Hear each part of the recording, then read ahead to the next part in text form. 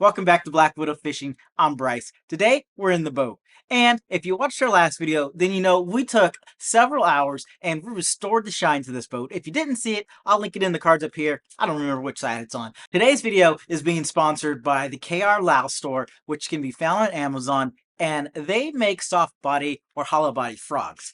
And so they actually sent me a package that I'm going to review for you. And as I said, it is sponsored by them. They did send me this package for free. However, I am going to give you guys the honest truth and let you know what I think about the product. And at the end of the day, if I think you should use it. So we're going to open this box up. We're going to inspect the actual products. And then we're going to get out on the lake tomorrow. Then we're going to get out on the California Delta where frogs shine and give these things a good running and see if they work and if I think you guys should spend your money on them.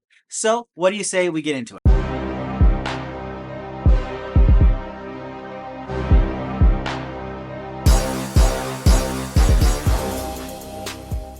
Before we actually open the lures up and look at them, let's take a look at the packaging. The packaging here is actually very unique to fishing lures. I haven't really seen any packages like this. It comes in like a regular standard gift box, I guess you would say.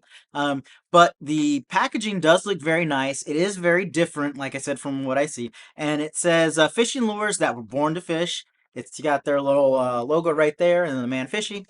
In the back, it just gives you a rundown of their features. It says they can be used in saltwater as well as freshwater. They're hollow body and they have a weedless design. And it says that they're extremely efficient. I don't know how they would judge that being extremely efficient. It does have double feet, which makes noise and disturbs the water.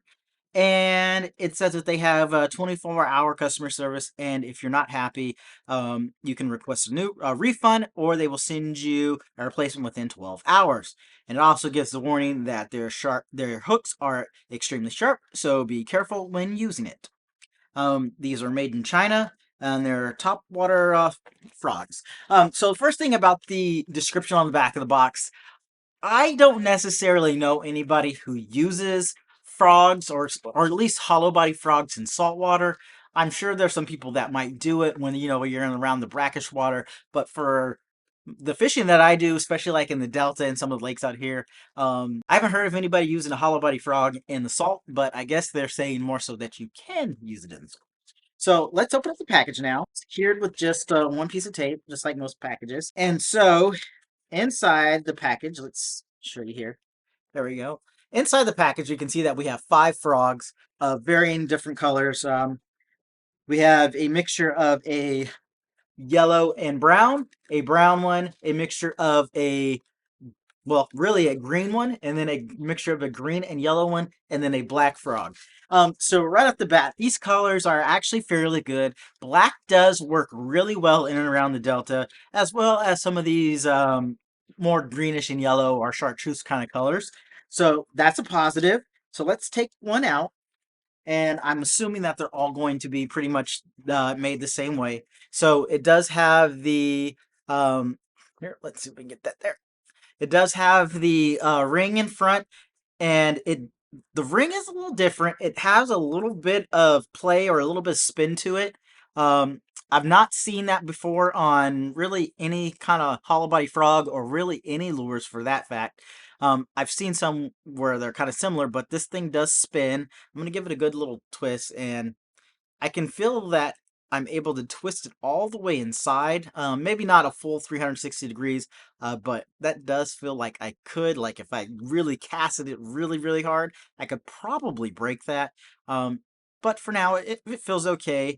The paint job on the lure, let's get a little closer. There we go. So the paint job is not bad. The eyes are done really well. The sides of the body are nice. The plastic feels just like any other plastic. The only kind of frogs that I've ever felt that feel like a different kind of plastic are the Guggen Squad frogs. Theirs feel more like a very thick plastic. I can't really describe it. More like a neoprene feeling, really, but not like plastic. But this definitely feels like a plastisol. It does have 2 hooks right here on the side. I wouldn't necessarily call these weedless hooks, but it's definitely less weeded. I'm not sure how you would say that, but because the body of the frog does come up right to where the hooks are, uh, unless you get stuck on something, I imagine that it would be fairly weedless, but probably not 100% weedless. And then as we look on the bottom, we've got a counterweight, and I'm assuming that's here just kind of keep the frog upright. It is hollow, as it's supposed to be. However, there are no drain holes on here. The only hole that I see for any of the water to actually drain out is actually right here on the bottom part of the hook, because the exits for the feet as well as your ring, they're actually covered pretty good. So there's no way that I can tell that water gets out other than just the bottom. So, take that into consideration. The actual hooks, they're not the sharpest.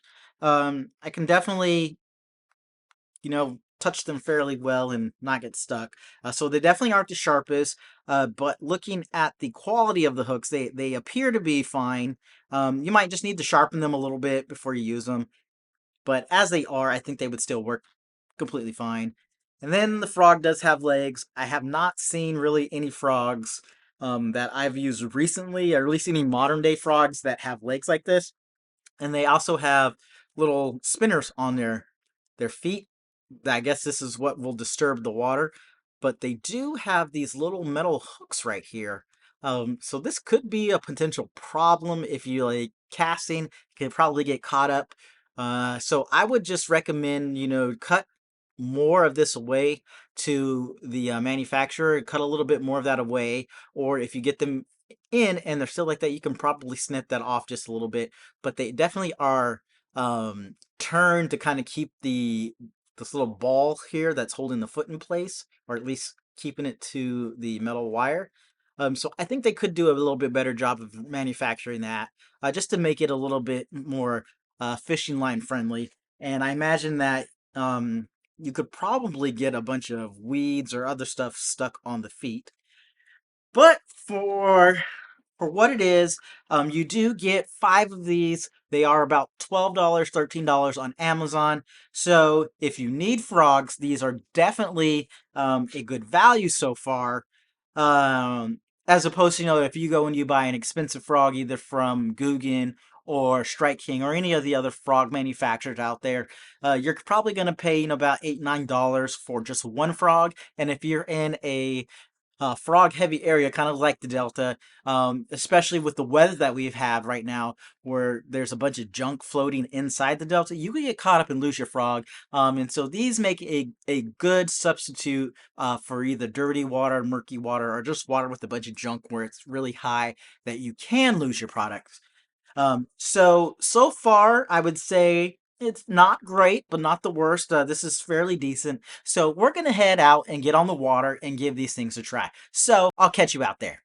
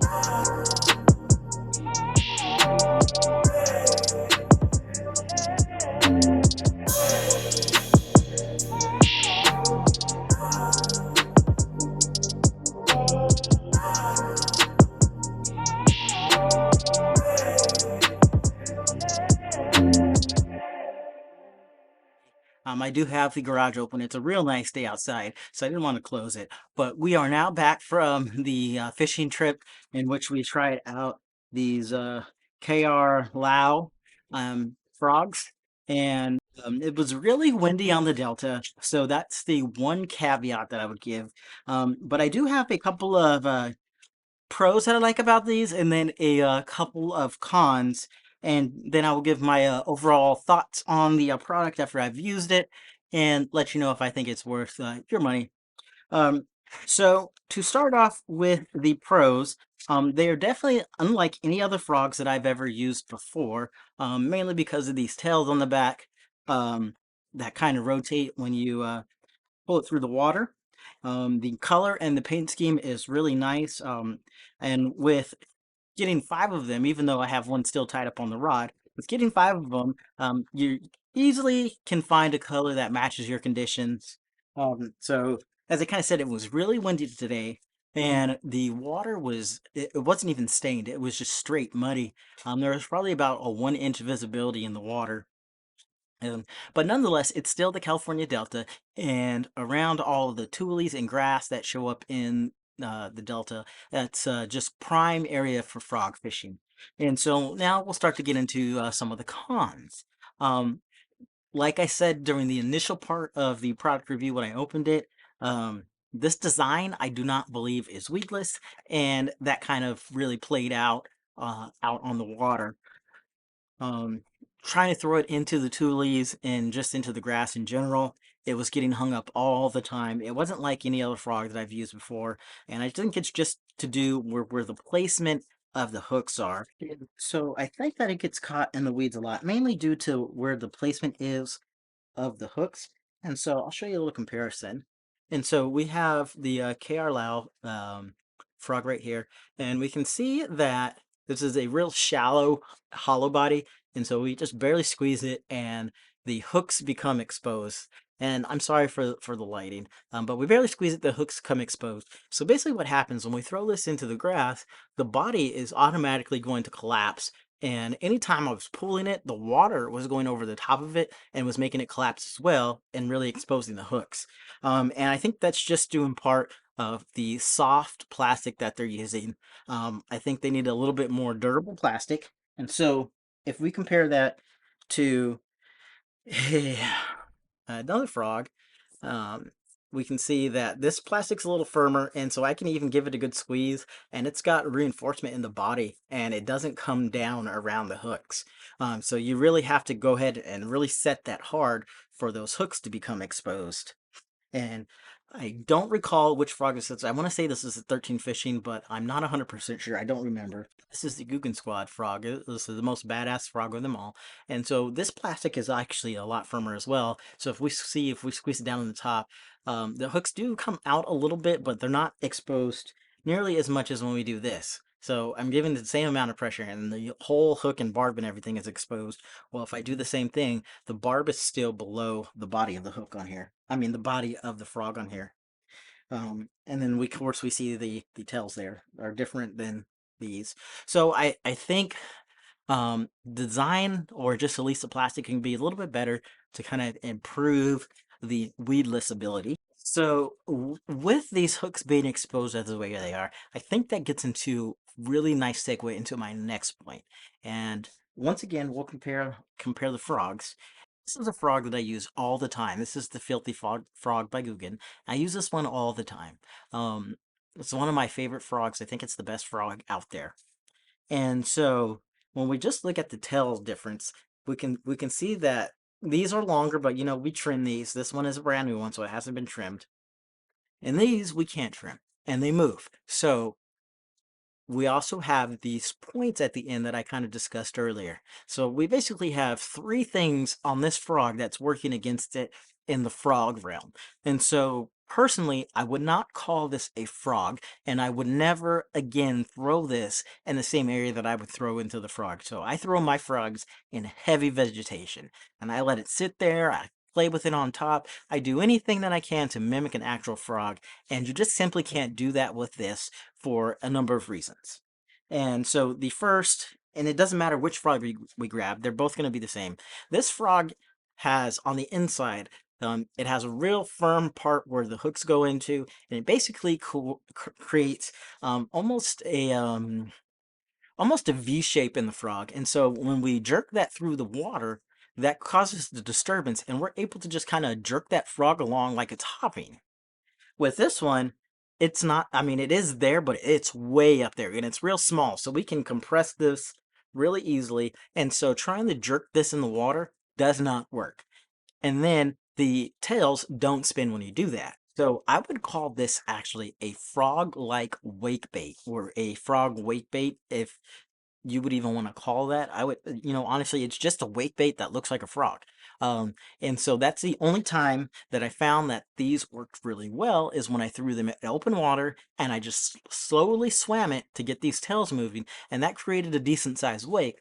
But still, the conditions out there, granted, weren't right for this. But I don't really see this being all that effective unless the top water bite is really odd and you can get them with walking the dog or anything like that. But if you're going out to do frog fishing in the weeds or in the tules or anything like that, the grass, this is not the one that you want. Um, so my overall impressions of the product are that it's decent. Um, for the price that you pay, I think it was, if I recall, I want to say it was $7 or $8, maybe even 12. For the price that you pay and you get five of these, I would say that that's a decent deal. It's fair enough.